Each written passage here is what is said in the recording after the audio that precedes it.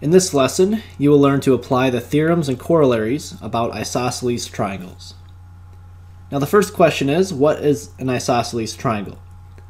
So this should be reviewed for you, but in case you do not know, an isosceles triangle is a triangle that has two or three sides that are the same.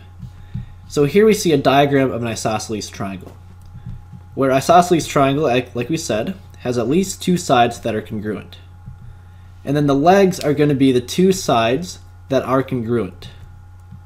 And the base would be the other side that is not congruent.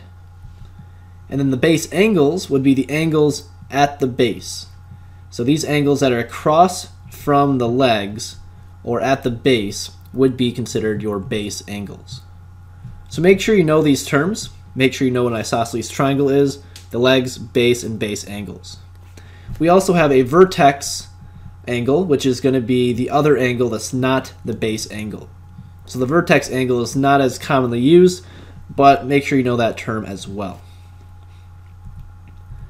Now with isosceles triangles, we have a theorem that says if two sides are congruent, then the angles that are opposite those sides are also congruent. So here we see an isosceles triangle with two sides that are congruent. Well, if you were to go across from this left side over here, we're going to have that angle, and then the angle that's across from the other side, so over here, those two angles will also be congruent. And the converse is also true. If the two angles are congruent, then the sides that are opposite the angles are also congruent. So here we have two angles that are congruent.